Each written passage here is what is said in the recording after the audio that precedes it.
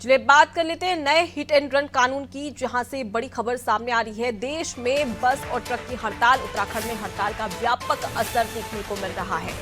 आपको बता दें कि हड़ताल के चलते लोग परेशान हैं। बसों के लिए आपको बता दें कि बसें भी लगातार अब नहीं दौड़ रही है सड़कों पर, जिसकी वजह से जो पब्लिक ट्रांसपोर्ट का उपयोग करते हैं उन्हें परेशानियों का सामना यहां पर करना पड़ रहा है। यात्री काफी परेशान हैं।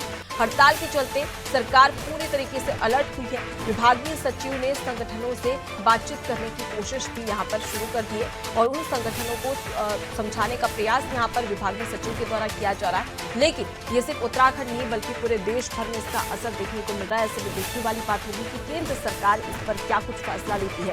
सोनू हमारे साथ में जुड़े हुए हैं। सोनू, देश भर में हिट एंड रन नए कानून को लेकर लगातार विरोध प्रदर्शन और इसी का असर उत्तराखंड में किस प्रकार से पड़ रहा है?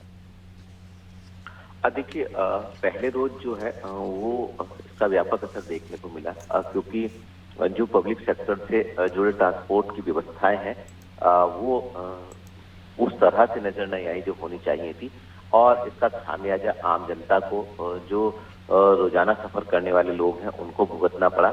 और पर्वतीय क्षेत्रों के कुछ ऐसे जनपद जरूर हैं जहां से हमें जानकारी मिली है कि वहां पर इस हड़ताल का बहुत ज्यादा असर दिखाई नहीं दिया है।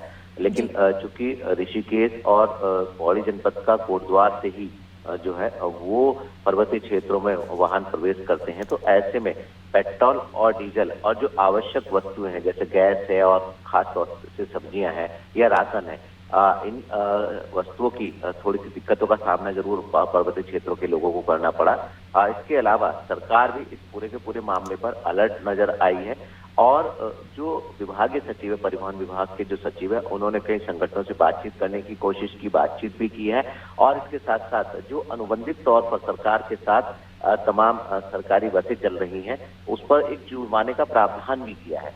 तो ये कोशिश की जा रही है कि लोगों को परेशानी ना हो।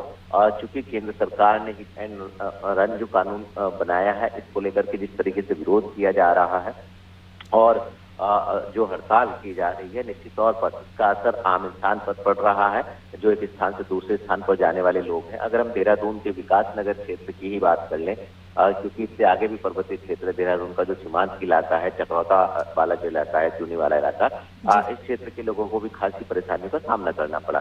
तो अब देखना होगा कि सरकार जिस तरह से रणनीति बना रही है और जिस तरीके से विरोध हो रहा है, आखिर कैसे इस पूरी की पूरी हड़ताल को इस दायरे में लाया जाएगा ताकि लोगों को परेशानी ना हो।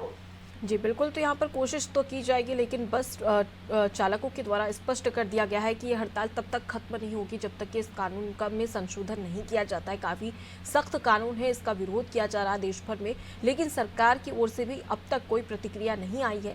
ऐसे में सवाल तो खड़े होते, लेकिन आम जनता इससे त्रस्त हो चुकी है और कहीं ना कहीं काफ़ी परेशानियों का सामना भी यहाँ पर करना पड़ रहा है। मैं लौटूंगी आपके पास में। सोनू, देखिए देश में बस और ट्रक की हड़ताल है। उत्तराखंड में हड़ताल का व्यापक असर देखने को मिल रहा है।